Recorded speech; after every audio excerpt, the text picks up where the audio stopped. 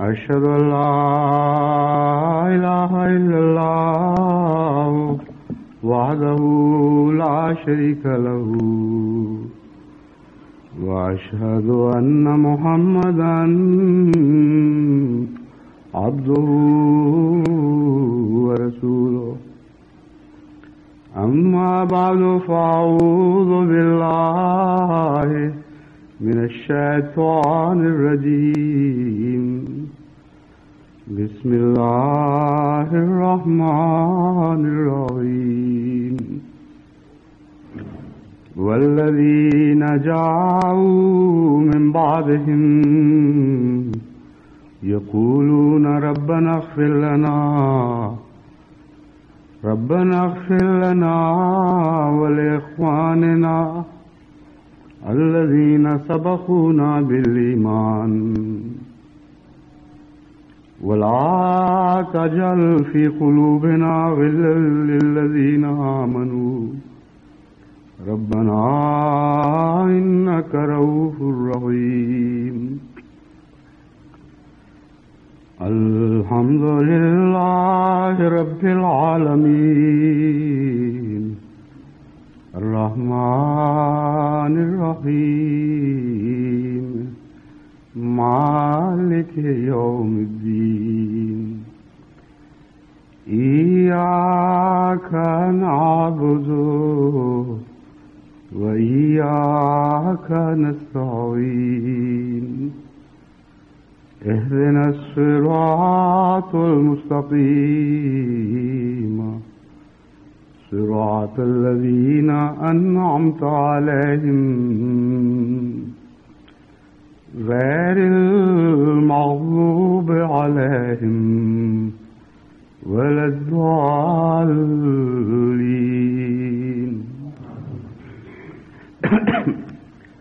گزشتہ ایک خطبے میں نے یہ ذکر کیا تھا کہ حضرت اقدس محمد مصطفیٰ صلی اللہ علیہ وآلہ وسلم نے ایک موقع پر بدھ کے دن کو منحوس قرار دیا. وہ خطبہ جب مختلف جماعتوں میں پہنچا تو معلوم ہوتا ہے بعض لوگوں کو اس سے غلط فہمی پیدا ہوئی اور وہ حدیث کے مفہوم کو صحیح سمجھ نہیں سکے. جہاں تک دنوں کا تعلق ہے فی الحقیقت کوئی دن بھی منحوس نہیں، بلکہ بعض دنوں میں گزرنے والے ماجرے بعض دنوں کو منحوس بنا دیتے ہیں اور بعض دنوں کو مبارک بھی بنا دیتے ہیں. خود حضرت اقدس محمد مصطفیٰ صلی اللہ علیہ وآلہ وسلم نے سوال کرنے والے کے سوال کے جواب میں جو مثال بیان فرمائی اس پر اگر تدبر کیا جاتا تو کبھی یہ غلط فہمی پیدا نہ ہوتی. حضور اکرم صلی اللہ علیہ وآلہ وسلم کا کلام ایک عام انسان کا کلام نہیں، اور کلام کرنے والے کے رتبے اور اس کے مقام سے پہچانا جاتا ہے. ایک ہی بات ایک عام آدمی کہتا ہے، اس کی بات میں گہرائی اور ہوتی ہے، اور وہی بات ایک اور شخص کہتا ہے تو اس کی بات میں اور زیادہ گہرائی پیدا ہو جاتی ہے. کلام الہی اور کلام انسانی میں یہی فرق ہے. قرآن کریم کا مطالعہ کریں، ایک سطحی معنی آپ کے ذہن پہ ابھرتے ہیں، لیکن جوں آپ مزید تدبر کرتے چلے جائیں اس کی گہرائی میں اور زیادہ معارف کے موتی آپ کو نظر آنے شروع ہوں گے، یہاں تک کہ انسان اپنی فکر کے مطابق جتنی بھی جستجو کرتا چلا جائے کلام الہی کی گہرائی کسی ایسے مقام پر نہیں پہنچ سکتی جہاں اس سے آگے راستے بند ہوں، جس کے بعد کوئی آگے مقام نہ آتا ہو. یہی مضمون کائنات پر غور کرنے سے ہمیں معلوم ہوتا ہے. سائنس کا کوئی شعبہ ایسا نہیں جس نے اپنی جستجو میں معارف کے منتہا کو پا لیا ہو. وہی خدا جس نے اس کائنات کو پیدا کیا ہے وہی قرآن کریم کا خدا بھی ہے. اس لیے جس طرح دنیا کے معارف یعنی مادی دنیا کے معارف لا منتہا ہیں اور کوئی دنیا کا بڑے سے بڑا مفکر اور مدبر اور سائنسدان بھی یہ نہیں کہہ سکتا کہ اس چھوٹی سی حقیقت کے پس پردہ جتنی حقیقتیں بھی تھیں ہم نے سب کو پا لیا ہے. جو وہ جستجو کا سفر آگے بڑھاتے ہیں نئے دروازے کھلتے چلے جاتے ہیں اور جستجو کے نئے میدان ان پر روشن ہوتے چلے جاتے ہیں. اس نسبت سے اللہ کے کلام کے بعد سب سے زیادہ پرمعارف سب سے زیادہ گہرا کلام حضرت اقدس محمد مصطفیٰ صلی اللہ علیہ وآلہ وسلم کا کلام ہے. ایک شخص نے سوال یہ کیا کہ کون سا دن منحوس ہوتا ہے؟ اس کے جواب میں آپ نے بدھ کا دن بیان کر کے اس کی وجہ بیان فرمایا اس دن فرعون اپنے انجام کو پہنچا اور خدا کی قہری تجلی اس پر گری اور چونکہ وہ خدا کے غضب کے اظہار کا دن تھا اس لیے وہ منحوس دن تھا. لیکن اسی دن حضرت موسیٰ نے نجات بھی تو پائی تھی. وہ دن حضرت موسیٰ کے لیے مبارک دن بھی تو تھا. غور کرنے والے کا ذہن اس طرف منتقل نہیں ہوا کہ خدا کے عذاب کا دن ان لوگوں کے لیے منحوس ہے جن پر وہ عذاب نازل ہوتا ہے، ان لوگوں کے لیے نہیں جن کی وجہ سے وہ عذاب نازل ہوتا ہے، جن کو بچانے کے لیے وہ عذاب نازل کیا جاتا ہے. بس ایک پہلو سے ایک دن منحوس ہے، وہی دوسرے پہلو سے وہی دن برکتوں والا دن بن جاتا ہے. حضرت صلی اللہ علیہ وآلہ وسلم کی زندگی میں ایک بھی دن ایسا نہیں آیا، ایک دن کا ایک لمحہ بھی ایسا نہیں آیا جسے آپ منحوس قرار دے سکیں. بس اس مثال سے واضح ہوتا ہے کہ دن نے نحوست پیدا نہیں کی تھی بلکہ فرعون نے اس دن کو منحوس بنایا تھا. ہر مکان کو اس کے مکین سے شرف حاصل ہوا کرتا ہے. اسی طرح زمانے کا بھی ایک ظرف ہے، اس ظرف میں جو کام کیے جاتے ہیں وہ زمانے کو منحوس بھی بنا دیا کرتے ہیں اور مبارک بھی کر دیا کرتے ہیں. بس بدھ کا دن ایک پہلو سے منحوس تھا ان لوگوں کے نقطۂ نگاہ سے جن پر خدا کا عذاب نازل ہوا، اور ایک پہلو سے بے انتہا مبارک دن تھا جو تاریخ میں کبھی بھی بھلایا نہیں جا سکے گا، کیونکہ اس دن خدا نے ایک مظلوم قوم کو ایک ظالم سے کے پنجے سے نجات بخشی تھی. اس پہلو سے جب حضرت مسیح موعود علیہ الصلوۃ والسلام کے الہامات کی روشنی میں اور بعد میں رونما ہونے والے واقعات کی روشنی میں ہم بدھ کے دن پر غور کرتے ہیں تو یقیناً اس میں جہاں بعض نحوستیں ہیں وہاں جماعت احمدیہ کے لیے بہت سی برکتیں بھی ہیں.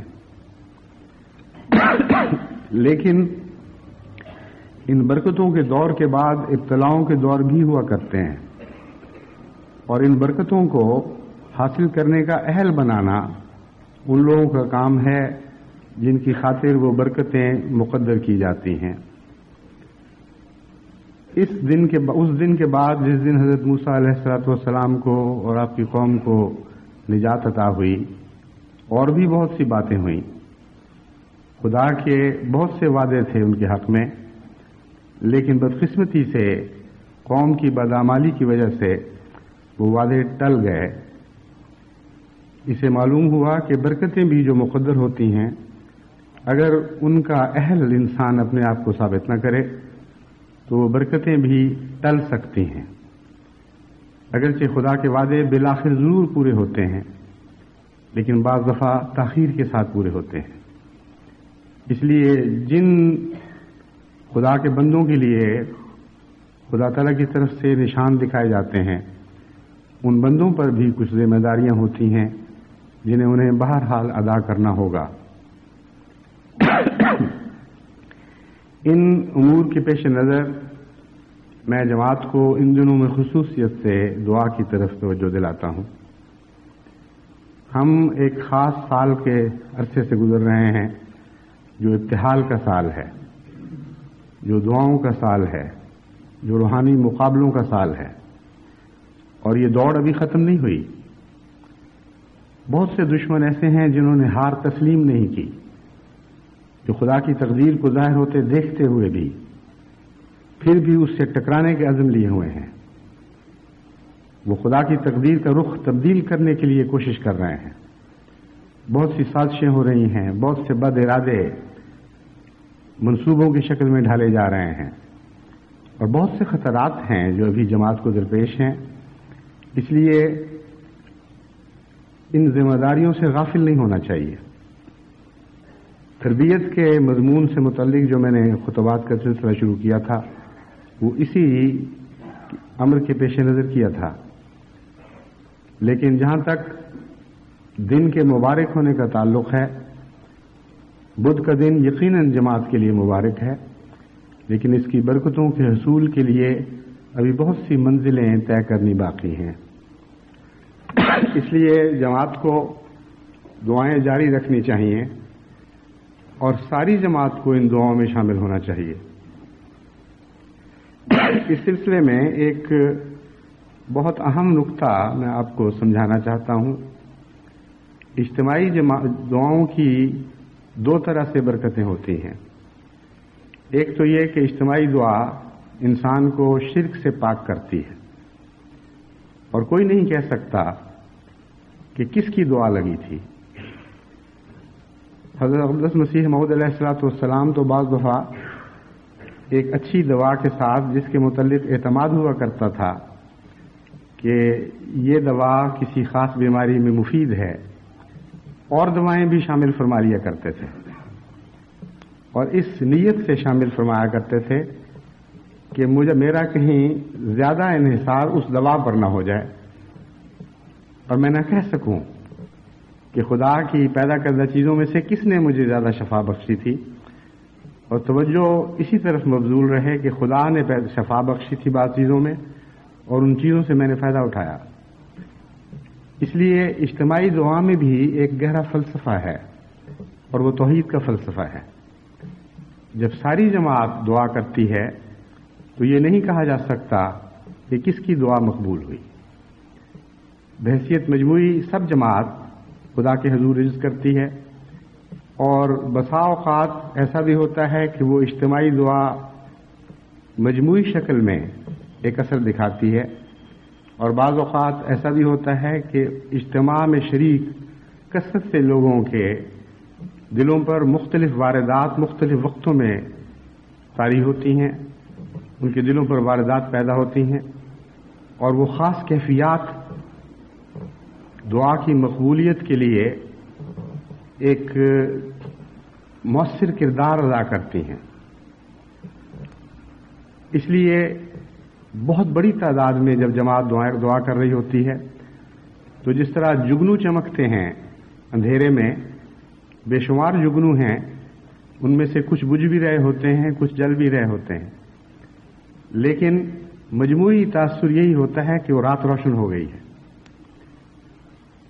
مشرقی بنگال میں ایک دفعہ یہ سندر بن کے علاقے میں نے یہ نظارہ دیکھا، سارا جنگل کا جنگل روشن ہوا تھا اور جگنوؤں کی وجہ سے روشن ہوا تھا، لیکن باوجود اس کے کہ بہت سے جگنو، تقریباً نصف جگنو ایک وقت میں بجھے ہوئے ہوتے تھے، لیکن کچھ دوسرے جگنو چونکہ روشن ہوتے تھے اس لیے ایک لمحہ بھی ایسا نظر نہیں آتا تھا جبکہ تاریکی ہو۔ تو اجتماعی دعا کی برکت سے خدا کے بعض بندوں کے دلوں میں خاص تحریک مختلف وقتوں میں پیدا ہو رہی ہوتی ہے، اور ان کو قبولیت کے لمحے عطا ہوئے ہوتے ہیں۔ اس لیے اس سارے عرصے میں کوئی ایک لمحہ بھی مومن کی اجتماعی زندگی پر ایسا نہیں آتا جس میں روشنی نہ ہو۔ اس لیے ضروری ہے کہ کثرت کے ساتھ تمام دنیا کے احمدی مسلسل دعاؤں میں مصروف رہیں۔ جہاں تک دعا کے لمحات کا تعلق ہے، اس سلسلے میں بھی کچھ وضاحت پیش کرنا ضروری ہے۔ بعض لوگ کہتے ہیں جی دعا کا خاص لمحہ نصیب ہو، وہ بھی دراصل مضمون کو الٹ دیتے ہیں. جس طرح دن نہ نحوست پیدا کیا کرتا ہے نہ برکت پیدا کیا کرتا ہے، دنوں میں پیدا ہونے والے واقعات نحوست بھی پیدا کرتے ہیں اور برکت بھی پیدا کرتے ہیں. اسی طرح دعاؤں کے لمحے دلوں سے پیدا ہوتے ہیں. کوئی بیرونی وقت کا اثر ہرگز نہیں جو دعاؤں کو مقبول لمحے عطا کرتا ہو. کیفیات ہیں اور ان کیفیات کا تعلق خدا تعالیٰ کی شان سے ہے. قرآن کریم نے اس فلسفے کو اس طرح بیان فرمایا کہ کل یوم ہوا فی شان، کہ خدا ہر لمحے اپنی ایک خاص شان میں ہے. بعض لوگ اس سے یہ سمجھتے ہیں کہ بعض خدا کی شانیں مقبولیت کی شانیں ہیں اور بعض نامقبولیت کی شانیں ہیں، اور ہمیں مقبولیت والی شان نصیب ہو. یہ بات درست نہیں ہے.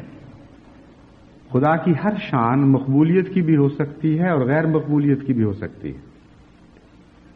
مقبولیت کی اس وقت ہوگی جب آپ کے دل کی شان خدا کی شان کے ساتھ ہم آہنگ ہو جائے. جب آپ دنیا میں آپس میں معاملات کرتے ہیں تو جس انسان کے مزاج کو آپ سمجھتے ہوں اس کے مزاج کے لمحات کے مطابق اس سے بات کرتے ہیں، اور اگر آپ اسے صحیح سمجھتے ہوں اور اچھی طرح خوب پہچانتے ہوں تو اس شخص کے مزاج کا ہر لمحہ آپ کے لیے مقبول لمحہ بن جاتا ہے. اگر آپ کسی کا مزاج نہ سمجھتے ہوں اور اس کے مزاج کے کسی خاص لمحے کے برخلاف بات اس سے کریں، اور اگر آپ بالکل نہ سمجھتے ہیں اور ہمیشہ مخالفانہ بات کریں تو آپ کی ہر بات اس کے حضور نامقبول ٹھہرے گی. ہم آہنگی ہے جو قبولیت دیا کرتی ہے. اس لیے خدا کی شان کے مطابق جب ایک کثرت سے جماعت دعا میں مصروف ہو، کسی نہ کسی کو کے دل کو وہ ہم آہنگی کا لمحہ نصیب ہو جایا کرتا ہے اور وہی مقبولیت کی شان پیدا کیا کرتا ہے. جس طرح سائنس کی دنیا میں لیزر بیم کا فلسفہ ہے کہ وہ مادہ جس کی ویو لینتھ، جس کی لہروں کے انداز، ان کے فاصلے آپس میں، ان کے زیرو بم کے طریق لیزر کی لہروں کے ساتھ ہم آہنگ ہو جائیں تو اس سے ایک غیر معمولی لہر اٹھتی ہے جو عام لہروں سے اتنی بلند ہوتی ہے کہ اس کی کوئی نسبت ہی نہیں ہوا کرتی. بس جب آپ کے دل کی کیفیت خدا کی کسی شان کے ساتھ ہم آہنگ ہو جائے، خاص ایسا جذبہ آپ کے دل میں پیدا ہو جو خدا کی اس شان کے ساتھ ہم آہنگ ہو جو اس وقت خدا دکھا رہا ہے، تو اتنی غیر معمولی ایک دعا کی لہر آپ کے دل سے اٹھتی ہے کہ اس کی موجیں خدا کی رحمت کے پاؤں پر چھلکنے لگتی ہیں اور اسے نمدار کر دیتی ہیں، اور ناممکن ہے کہ پھر وہ دعا نامقبول ہو. تو اگر ساری جماعت اسی طرح دعاؤں میں لگی رہے، جماعت کے ہر فرد کے مختلف جذبات ہیں، مختلف کیفیات ہیں، مختلف ان کی پاکیزگی کے حالات ہیں، مختلف خلوص کے حالات ہیں. توحید کا عرفان بھی ہمیشہ ایک سا نہیں رہا کرتا. بعض اوقات توحید کا عرفان ایک خاص شان کے ساتھ انسان کے سامنے ابھرتا ہے. ایسے لمحات جب خدا کی کسی شان سے ہم آہنگ ہوتے ہیں تو اس دعا میں سے ایک عظیم قوت اٹھتی ہے اور دعا کرنے والے کو معلوم ہو جاتا ہے کہ یہ دعا نامقبول نہیں ہو سکتی. اس لیے بہت ہی ضروری ہے کہ ہر آدمی خواہ اپنے آپ کو چھوٹا سمجھے یا بڑا سمجھے، یا عام دنیا کی نظر میں نیک ہو یا بد ہو، دعاؤں میں مصروف رہے. احادیث سے پتہ چلتا ہے کہ بعض دفعہ بدوں کے دل سے بھی ایک ایسی دعا اٹھتی ہے جو خدا کی کسی شان کے ساتھ ہم آہنگ ہو جاتی ہے، اور ان کی ساری عمر کی بدیاں ان کو جہنم میں دھکیلنے میں ناکام رہتی ہیں، اور اس ایک لمحے کی دعا مقبول ہو جاتی ہے اور اس کی ساری زندگیوں کی بدیوں کے عذاب سے ان کو بچا لیتی ہے. تو حضرت اقدس محمد مصطفیٰ صلی اللہ علیہ وآلہ وسلم کا کلام بہت ہی عارفانہ کلام ہے، بہت ہی گہرا ہے، اور اس کے مطالب کو سمجھنا چاہیے. اس لیے میں جماعت کو متوجہ کرتا ہوں کہ دعاؤں میں مصروف رہیں اور دعاؤں کو بدلتے بدلتے رہیں، ان کے رخ پلٹتے رہیں۔ یہ بھی قبولیت دعا کا مقام حاصل کرنے کے لیے ایک اچھا راز ہے۔ اس کو سمجھنے سے آپ کو قبولیت دعا کا ایک اور فلسفہ سمجھ آ جائے گا۔ ایک ہی نہج پر، ایک ہی طرز پر، جس طرح طوطا بولتا ہے یا کوئی بچہ جس نے سبق رٹا ہو وہ سبق پڑھتا ہے، اس رنگ میں اگر کوئی دعا کرتا چلا جائے تو ہو سکتا ہے اس کی ساری عمر کی دعا بھی بے معنی ہو۔ اسی لیے وہ لوگ جو وظیفوں میں مبتلا ہو جاتے ہیں، بسا اوقات وہ اپنا وقت ضائع کرتے ہیں، وہ ان باتوں کی تلاش میں رہتے ہیں کون سا وظیفہ ملے جو کارگر ثابت ہو، حالانکہ اصل وظیفہ وہ ہے جو دل کا تعلق خدا سے پیدا کر دے، اور کوئی وظیفہ یہ کام نہیں کر سکتا جب تک اسے سمجھ کر، غور کر کے، اپنے دل پر طاری کر کے اسے ادا نہ کیا جائے۔ اور دعاؤں میں بھی آپ کو اس طرح دعاؤں کو الٹنا پلٹنا چاہیے کہ آپ کے مزاج میں سے وہ روح نکالیں، آپ کے دل میں ایک گرمی پیدا کریں، آپ کی فطرت میں وہ سوز عطا کر دیں، جس کے نتیجے میں پھر دعاؤں میں قوت پیدا ہوتی ہے۔ اس لیے دعاؤں کے رنگ بدلنے چاہیے، کبھی کسی رنگ میں، کبھی کسی رنگ میں، الٹ پلٹ کے دعاؤں کو مختلف رنگ میں اس طرح بیان کرنا چاہیے کہ آپ کو محسوس ہو کہ آپ کے دل میں اس کے ساتھ ایک خاص حرکت پیدا ہوئی ہے، ایک خاص گداز پیدا ہوا ہے۔ محض رونا کوئی چیز نہیں ہے، وہ کیفیات ایسے تجربے ہیں جو اچانک آپ کو نصیب ہوں گے۔ کوشش کریں، محنت کریں اور اپنے ذہن میں ایسے انداز سوچتے رہیں جس سے آپ کے دل میں گرمی پیدا ہو، آپ کے مزاج میں ایک خاص قسم کا روحانی لطف پیدا ہو۔ ایسی کوشش کے نتیجے میں پھر وہ لمحے آپ کو نصیب ہو سکتے ہیں جن کے نتیجے میں آپ کے دل کی شان خدا کی کسی شان کے ساتھ ہم آہنگ ہو جائے، اور پھر از خود اپنی قوت سے ایک دعا اٹھے گی جس کے لیے زور نہیں لگانا پڑتا۔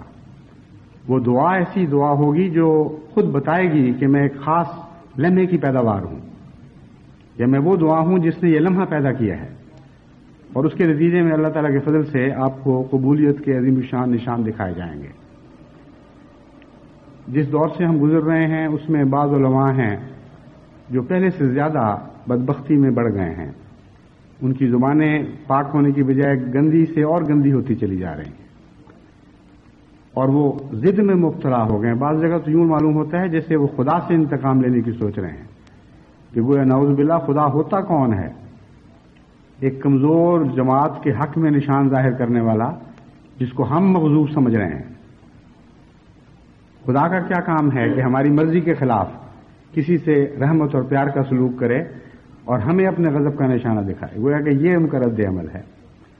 اس لیے اللہ کی تقدیر ان کے متعلق جو ظاہر ہوگی وہ تو ظاہر ہوگی، لیکن اس کی رحمت کی تقدیر کا جہاں تک تعلق ہے، اسے پانے کے لیے، اسے زیادہ جذب کرنے کے لیے ہمیں بہرحال دعا کے سے غافل نہیں ہونا چاہیے، اور دعا میں غیر معمولی زندگی اور سوچ پیدا کرنے کی کوشش کرتے رہنا چاہیے۔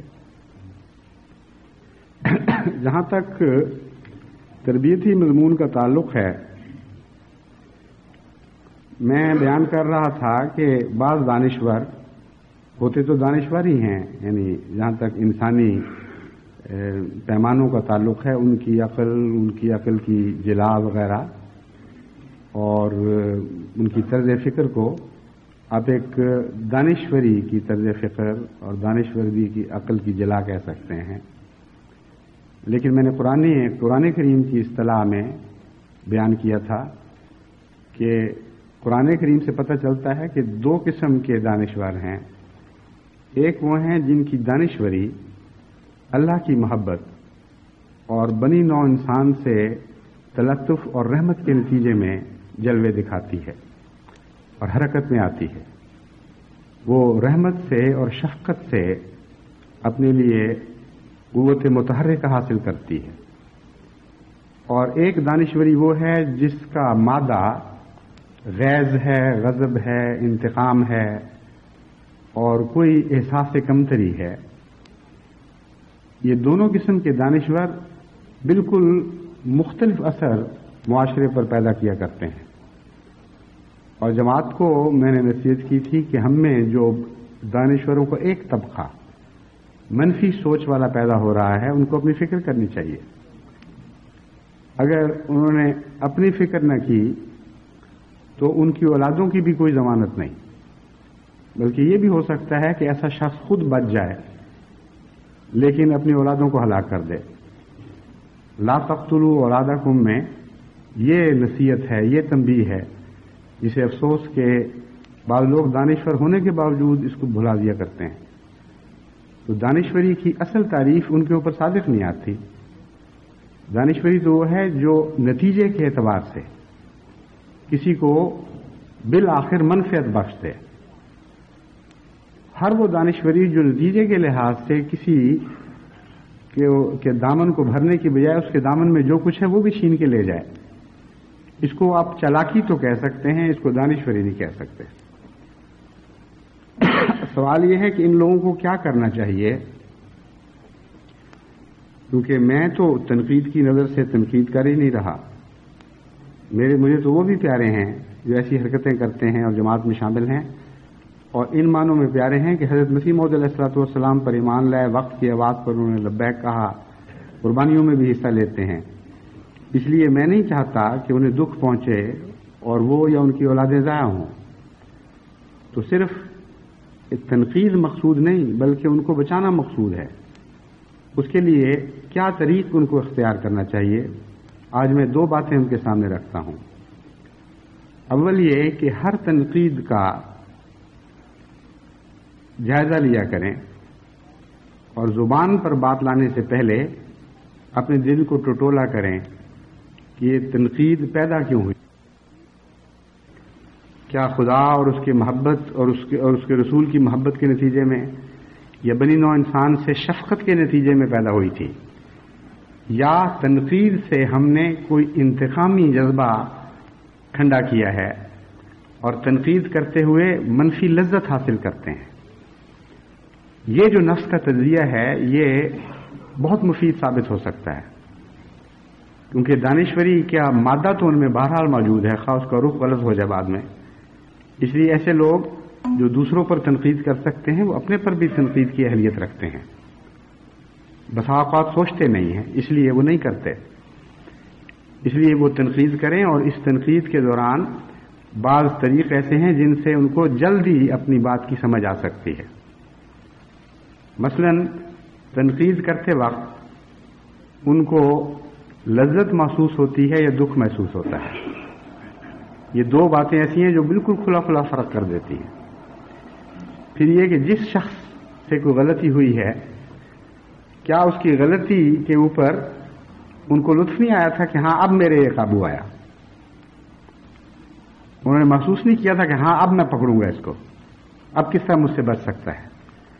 अब जब मैं इसकी शिकायत करूंगा तो जिसके पास शिकायत करूंगा वो किस तरह अब इसकी तरफदारी कर सकता है, इस मौके पर मैंने उसको पकड़ लिया है।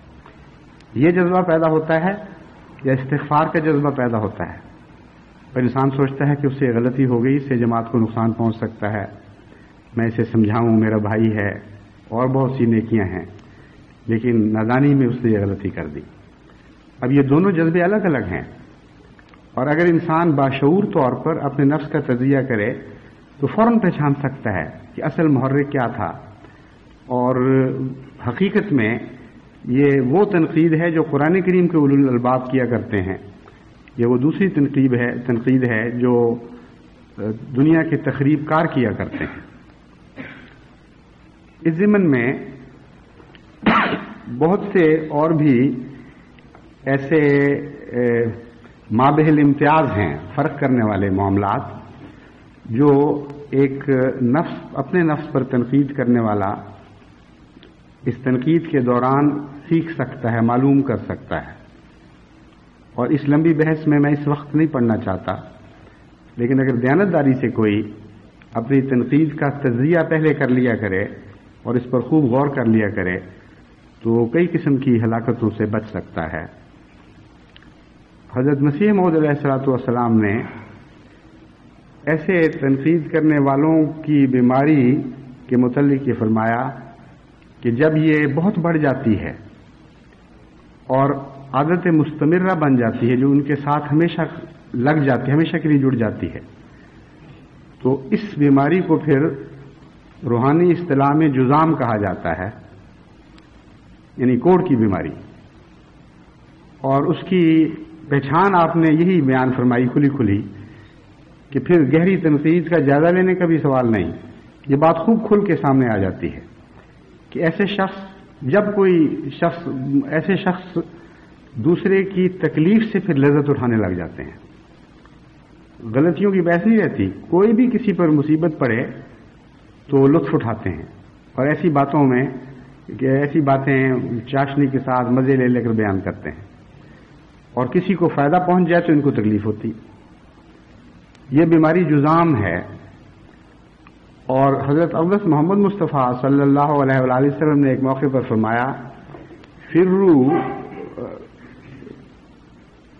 فر المجزومہ فرارک الاسد، یا فر من المجزوم فرارک الاسد، کہ مجزوم سے اس طرح دوڑو جس طرح شیر سے ڈر کے بھاگتے ہو. اس پر بہت سے علماء نے بحثیں اٹھائی ہیں کہ یہ کیسے ممکن ہے کہ حضرت اقدس محمد مصطفیٰ صلی اللہ علیہ وسلم جو اتنے شفیق تھے، جو بیماروں کی تیمارداری خود بھی ہمیشہ کیا کرتے تھے اور اسی کی نصیحت فرماتے تھے. یہ ہو نہیں سکتا تھا کہ کوئی تکلیف میں مبتلا ہو اور آپ اس تک پہنچے نہ، اگر پہنچ سکتے ہوں، یا اپنے غلاموں کو یہ نصیحت نہ کریں کہ ان کے گھر تک پہنچو، ان کی عیادت کرو. اور عیادت کے مضمون کو آپ نے اس کثرت سے بیان فرمایا اور اتنا اٹھایا ہے کہ اہم نیکیوں میں اس کو شامل فرما دیا. اور دوسری طرف یہ ارشاد کہ فر من المجزوم فرارک الاسد، مجزوم سے اس طرح دوڑو جس طرح شیر سے بھاگتے ہو. بعض علماء نے یہ ذکر کیا ہے کہ اس سے مراد روحانی بیماری ہے، اور حضرت اقدس مسیح موعود علیہ الصلوۃ والسلام نے اس بیماری کی نشاندہی بھی فرما دی ہے کہ روحانی اصطلاحوں میں مجزوم ہوتا کون ہے. بس اگر ایسے دانشور اپنے قدم وقت پر نہیں روکیں گے تو میں ان کو متنبہ کرتا ہوں کہ ان کی بیماری بڑھ کر جذام میں داخل ہو جائے گی، اور پھر اس کا علاج کوئی نہیں ہے، پھر یہ زندگی بھر ساتھ رہتی ہے.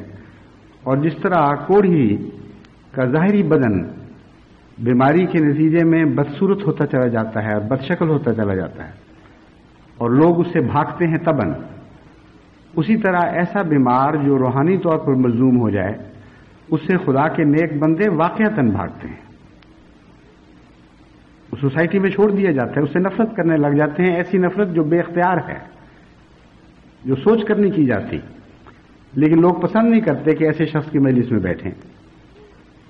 بس جو اس حد تک پہنچ جاتے ہیں جہاں جو اڈوں کے سردار بن جاتے ہیں، وہ چونکہ جذام پھیلانے لگتے ہیں، اس لیے وہ نوجوان نسلیں جو ان باتوں کو نہیں سمجھتی ان کو میں نصیحت کرتا ہوں کہ پھر ان لوگوں کے پاس نہ جایا کریں، ان کے پاس نہ بیٹھا کریں، کیونکہ حضور اکرم صلی اللہ علیہ وآلہ وسلم نے فرمایا ہے فر من المجزوم فرارک الاسد.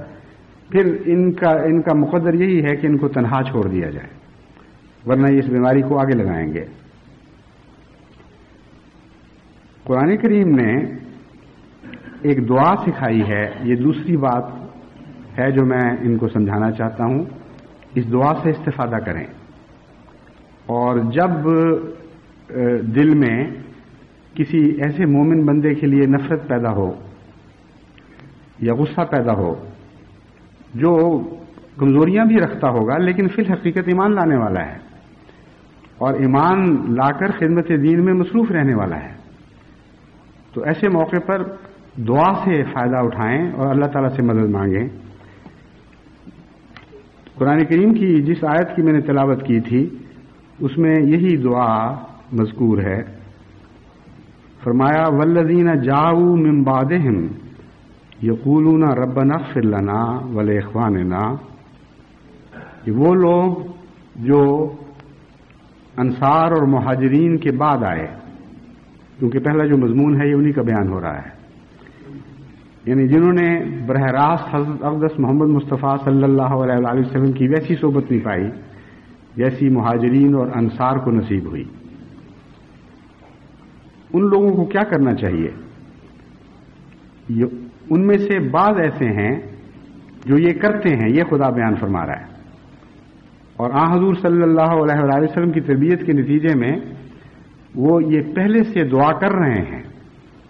وہ دعا کیا ہے؟ یقولون ربنا اغفر لنا ولاخواننا الذین سبقونا بالایمان، کہ اے ہمارے رب ہمیں بخش دے اور ہمارے ان بھائیوں کو بھی بخش دے الذین سبقونا بالایمان، کہ جو ایمان میں ہم پر سبقت لے گئے ہیں. ایک گروہ وہ ہے جس کی یہ حالت ہے کہ بجائے اس کے کہ ان سے نفرت کریں یا جلیں یا ان کی نیکیوں پر تیش کھائیں کہ ان کو کیا توفیق مل رہی ہے، یہ کیا اپنی طرف سے بڑے خدمتگار بنے ہوئے ہیں، وہ ان کی نیکیوں کو، ان کی کوششوں کو دیکھتے ہیں اور اللہ تعالیٰ سے یہ دعا کرتے ہیں کہ اے خدا ہمیں بھی بخش اور ہمارے ان بھائیوں کو بھی بخش دے. بخشنے کا کیا سوال پیدا ہوا ہے؟ بخشنے کا تعلق غلطی سے ہے.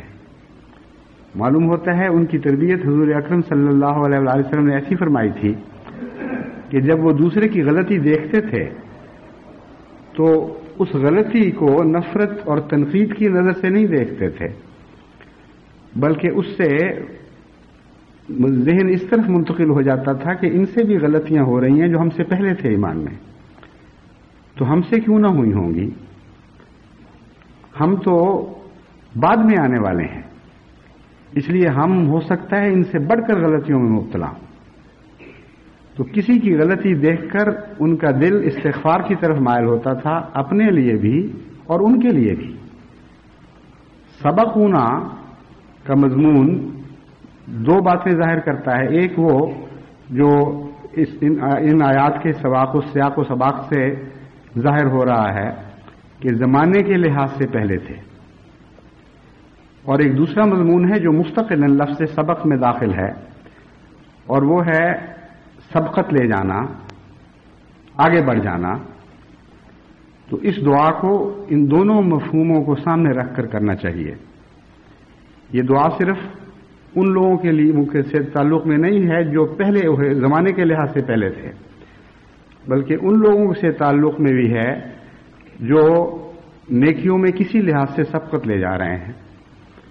اور چونکہ قرآن کریم نے حسد کے خلاف تعلیم دی ہے اور حسد رش کی بگڑی ہوئی صورت ہوا کرتی ہے، رش پیدا ہونا ایک فطری امر ہے، اس لیے قرآن کریم چونکہ باریک بیماریوں کا بھی علاج رکھتا ہے، قرآن کریم نے اس طرف توجہ دلا دی کہ اس کا علاج یہ ہے کہ پہلے اس کے کہ یہ معاملہ بڑھے اور رش حسد میں تبدیل ہو، تم یہ دعا کیا کرو کہ اے اللہ ہمیں بھی بخش، ہم تو بعد میں ہیں، یہ لوگ تو ہم سے سبقت لے گئے ہیں اور ان سے بھی غلطیاں ہو رہی ہیں، ان کو بھی معاف فرما دے. تو جو شخص اپنے کسی بھائی کی غلطی پر اس کی معافی کی دعا کر رہا ہو رات کی تنہائی میں اکیلے بیٹھ کر، اس سے وہ بغض کیسے کر سکتا ہے؟ لیکن اس کے ساتھ اس مضمون کو مزید کھول دیا، فرمایا الذین سبقونا بالایمان ولا تجعل فی قلوبنا غلا للذین آمنوا. یہاں سبقت کا مضمون پیچھے چھوڑ کر اس دعا کو زیادہ وسیع فرما دیا اور فرمایا وہ یہ بھی دعا کرتے ہیں کہ اے خدا ہمارے دل میں کسی ایمان لانے والے کے متعلق کوئی بغض، کوئی کجی پیدا نہ ہو، کوئی کینہ پیدا نہ ہو. صرف یہی نہیں کہ جو پہلے بڑھ گئے ہیں یا آگے نکل گئے ہیں، بلکہ ہر شخص جو ایمان لاتا ہے وقت کے منادی کرنے والے پر، اس کے متعلق ہم تجھ سے یہ رجوع کرتے ہیں کہ ہمارے دل میں غل نہ پیدا کر ہونے دینا، کسی قسم کا بغض پیدا نہ ہونے دینا. اس دعا کے نتیجے میں وہ سوسائٹی ابھرتی ہے، وہ معاشرہ وجود میں آتا ہے جس میں مومن دوسرے مومن سے بھائی کی طرح محبت کرنے لگتا ہے.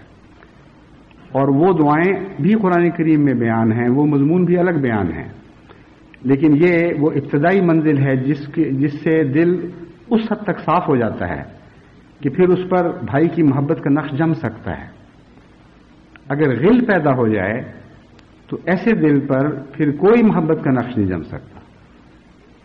تو یہ آیت دل کی صفائی سے اور تزکیے سے تعلق رکھتی ہے.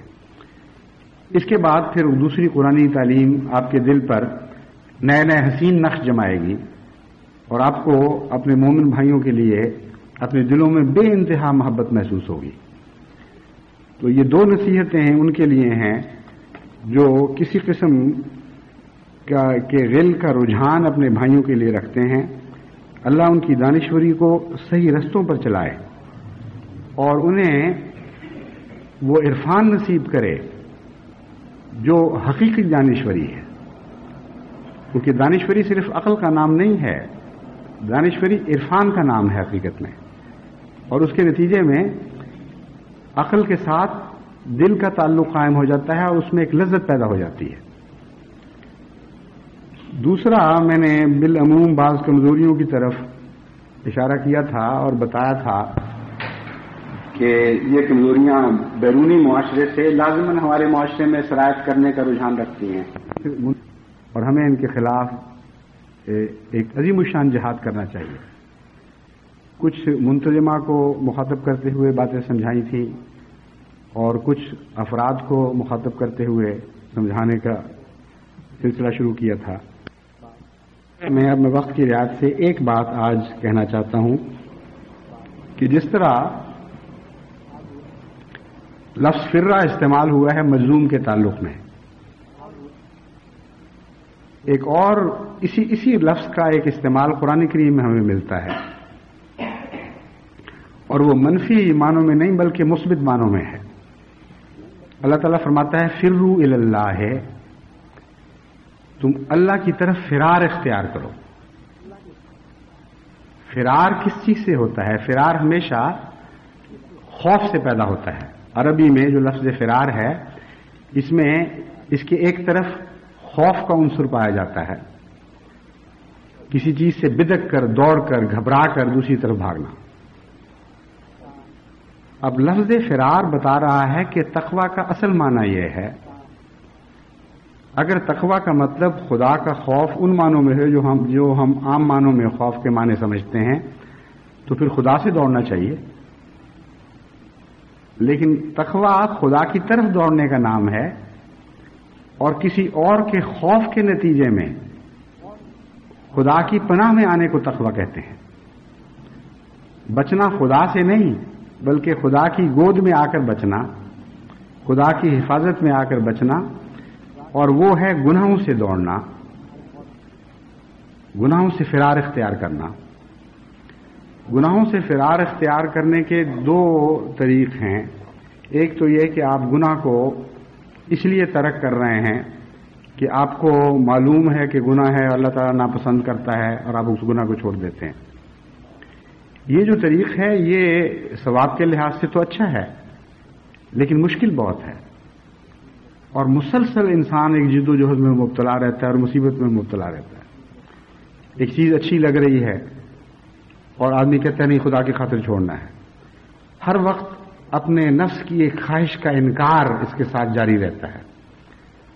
اور ایسے لوگ پھر جب اکثر دعا کے لیے حالات اپنے لکھتے ہیں تو بہت پریشانی میں مطلع کرتے ہیں کہ یہ گناہ ہم چھوڑتے ہیں خدا کی خاطر، جد و جہد کرتے ہیں، روتے ہیں، دعائیں مانگتے ہیں، پھر اس میں مبتلا ہو جاتے ہیں، پھر دوبارہ یہ سلسلہ شروع ہو جاتا ہے، پھر اس میں مبتلا ہو جاتے ہیں. تو اگر اخلاص کے ساتھ یہ جد و جہد کی جائے تو بالآخر ایک لمبی تکلیف کے دور سے گزر کر انسان اس سے نجات پا جاتا ہے. یہ کوئی ناکام رہنے والا طریق نہیں ہے لیکن مشکل رستہ ہے. ایک اور طریق یہ ہے کہ گناہ کا عرفان پیدا کریں.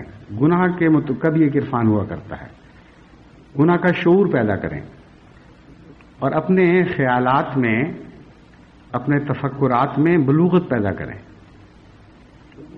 اب ایک خوبصورت رنگوں کا سانپ آپ کو کسی بچے کو اچھا لگتا ہے، آپ کو بھی اچھا لگ رہا ہوتا ہے، لیکن اگر وہ سانپ زہریلا ہو اور خطرناک ہو تو ایک بالغ نظر انسان بعض دفعہ اس رنگ سے ہی متنفر ہو جاتا ہے جو ایک سانپ کے اوپر ایک دلکشی پیدا کر رہا ہے. یعنی ایسا رد عمل ہوتا ہے کہ بعض رنگوں کو بعض زہروں سے تعلق کی بنا پر انسان ناپسند کرنے لگ جاتا ہے، اور بعض دفعہ لاشعوری طور پر ایسے رنگوں سے بھی الرجی پیدا ہو جاتی ہے.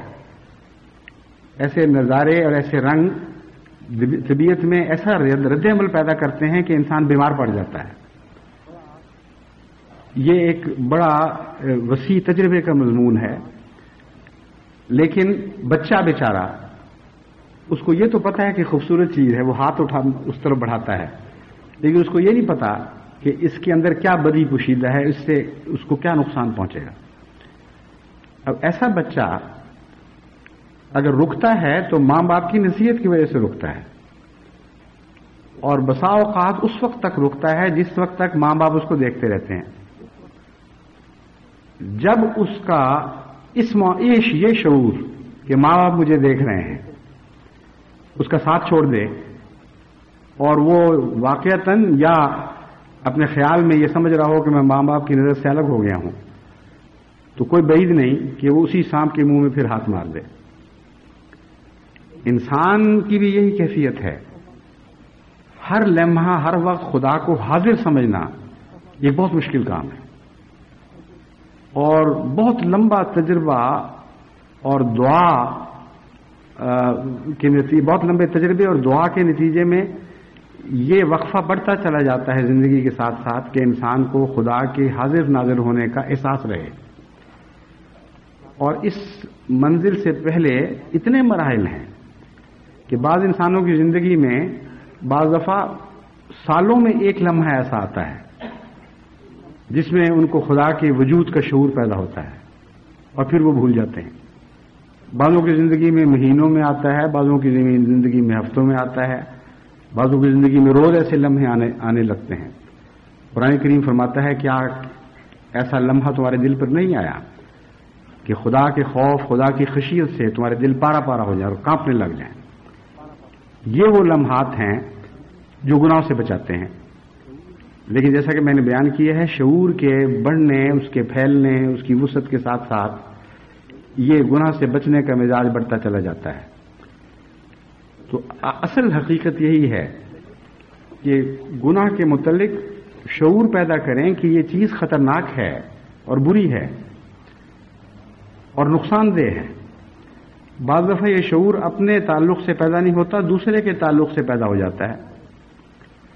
اب نہایت گندے معاشرے میں جہاں ایک دوسرے کو بری نظر سے دیکھنا کوئی برائی نہیں سمجھی جاتی، وہاں بعض موقع پر لوگ ایک دوسرے کو ماں بہن کی گالیاں دیتے ہیں. اس نسبت سے وہ لمحے ہیں ان کے لیے شعور کے. وہ جب دوسرے کی ماں بہنوں سے وہ سلوک کر رہے ہوتے ہیں تو ان کے دل میں کوئی چٹکی نہیں لی جاتی، کوئی تکلیف کا احساس پیدا نہیں ہوتا. لیکن جب ایک مشتعل آدمی ان کی ماں بہن کے تعلق سے وہ باتیں کہتا ہے جو وہ دوسروں کی ماں بہنوں کے تعلق سے بالکل معمولی سمجھ رہے ہوتے ہیں، تو دل میں ایک شدید درد پیدا ہوتی ہے، چٹکی لی جاتی ہے، کانٹے چبھتے ہیں، اور بعض دفعہ یہ مجرم ہونے کے باوجود اتنا مشتعل ہو جاتا ہے کہ ایسی باتیں کرنے والے کو قتل بھی کر دیتا ہے. یہ اس کے لیے شعور کا ایک لمحہ ہے، لیکن خدا کے تعلق سے نہیں، اپنی انانیت کے تعلق سے. اس لیے ایسا شخص نجات نہیں پا سکتا، بعض دفعہ اور مصیبت میں مبتلا ہو جاتا ہے. تو گناہ کی پہچان ان نسبتوں سے بھی کرنی چاہیے کہ گناہ ہے کیا، کیوں ہے. چوری اگر بری ہے تو چور کو یہ سوچنا چاہیے کہ اگر اس کی چوری ہو تو اس کو کیا تکلیف ہوتی ہے، اور وہ معاشرے میں یہ تکلیف پہنچا رہا ہے. یعنی یہ ایک بالکل ابتدائی شکل ہے شعور کی. لیکن حقیقت یہ ہے کہ وہ انسان جو اولو الالباب ہو، اس کو خدا تعالیٰ ایسے فہم عطا کرتا چلا جاتا ہے اور اس کی نظر کو ایسی باریکی عطا کرتا چلا جاتا ہے کہ وہ گناہوں کی تہ تک پہنچ کر ان کا شعور حاصل کرنے لگتا ہے، اور جب شعور حاصل کر لے تو پھر یہ جد و جہد ختم ہو جاتی ہے کہ خدا نے منع کیا ہوا اس لیے میں نے انگلی نہیں ڈالنی اس شیطان کے منہ میں. پھر انسان خود متنفر ہونے لگتا ہے ان چیزوں میں جہاں وہ پہلے لذت پاتا تھا، ان میں لذت نہیں رہتی، بلکہ گھبراہٹ پیدا ہو جاتی ہے، خوف پیدا ہو جاتا ہے. اس لیے بچپن سے ماں باپ کو گناہوں کے مضمون کو اپنی اولاد کو اس طرح سمجھانا چاہیے کہ گناہ کا شعور پیدا ہو جائے.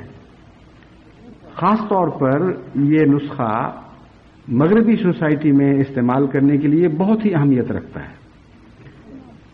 یہاں آپ جتنا بھی چاہیں اپنی اولاد کو مغربی معاشرے سے بچانے کی کوشش کرتے چلے جائیں، اگر وہ شعور سے آ رہی ہیں تو ان کے زندگی کے اکثر لمحات ایسے ہیں جبکہ وہ سمجھتے ہیں کہ نہ ماں باپ ہمیں دیکھ رہے ہیں، نہ ہمارا خدا ہمیں دیکھ رہا ہے.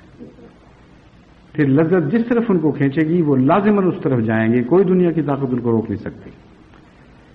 اس لیے گناہوں کا شعور اولاد کے دل میں پیدا کرنا اور ان کی تربیت کرنا اس معاملے سے کہ کوئی چیز کیوں منع ہے، اس میں کیا خرابیاں ہیں، اور بعض دفعہ چھوٹے چھوٹے تجربوں کے ذریعے ان کو ان خرابیوں کا احساس دلانا، یہ ہے جس کا تعلیم کی حکمت سے تعلق ہے. بس اسی لیے حضرت اقدس محمد مصطفیٰ صلی اللہ علیہ وآلہ وسلم کو جو دنیا کا سب سے بڑا مزکی قرار دیا گیا، تو آپ کی تعریف میں یہ بات داخل فرمائی کہ یعلمہم الکتاب والحکمہ وَإِن كَانُوا مِن قَبْلُ لَفِي ضَلَالٍ مُبِينٍ. اس شان کا مزکی آیا ہے کہ محض تعلیم پر اکتفا نہیں کرتا بلکہ تعلیم کی حکمتیں بھی بیان فرماتا ہے، ان کو سمجھاتا ہے، ان کے دل کے ساتھ ان کے دماغ کو قائل کرتا ہے، یہاں تک کہ وہ گناہ کو گناہ سمجھ کر، ایک زہر سمجھ کر دیکھنے لگ جاتے ہیں، اس کو پہچاننے لگ جاتے ہیں، اور اس سے وہ اس طرح بھاگتے ہیں جس طرح مجذوم سے بھاگنے کا حکم ہے. بس فروا الی اللہ کا یہ مطلب ہے اللہ کی طرف دوڑو، اور یہ دوڑ شعور کے بغیر حاصل نہیں ہو سکتی. آپ کو اس دوڑ کی تحریک نہیں پیدا ہوگی دل میں جب تک آپ گناہ کا شعور حاصل نہیں کریں گے. یہ وہ مستقل چیزیں ہیں جن کے بغیر ہماری سوسائٹی لمبے عرصے تک سنبھالی نہیں جا سکتی. جو وقتی اقدامات ہیں وہ میں نے بیان کیے، جو سطحی اقدامات ہیں وہ بھی بیان کیے. یہ بھی بتایا کہ بعض دفعہ جراحی کی بھی ضرورت پیش آئے گی، بعض ایسے بھی لوگ ہوں گے جن کو آپ مظلوم سمجھ کر ان کی سوسائٹی میں جانا چھوڑ دیں. لیکن یہ نسبتاً سطحی باتیں ہیں. اصل بنیادی اور گہری بات یہی ہے کہ گناہ کے شعور سے ایک روحانی فراست نصیب ہوتی ہے. دونوں طرف معرفت کی ضرورت ہے، ایک معرفت دوسرے کی معرفت کو بڑھاتی ہے. اس لیے گناہ کا شعور حاصل کریں تو آپ فروا الی اللہ کی حالت میں داخل ہو جائیں گے.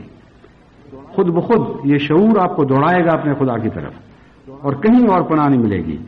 یہی ہے بنیادی مفہوم تقویٰ کا، جس کو سمجھے بغیر انسان کی سچی اصلاح ممکن نہیں.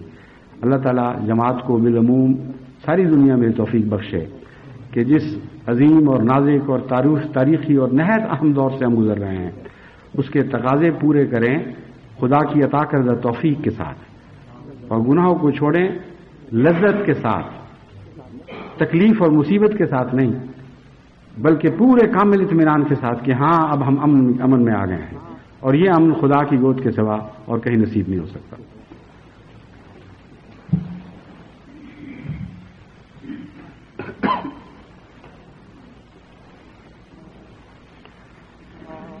الحمدللہ نحمده ونستعینه ونستغفره ونؤمن به ونتوکل علیہ ونعوذ باللہ من شرور انفسنا ومن سیئات اعمالنا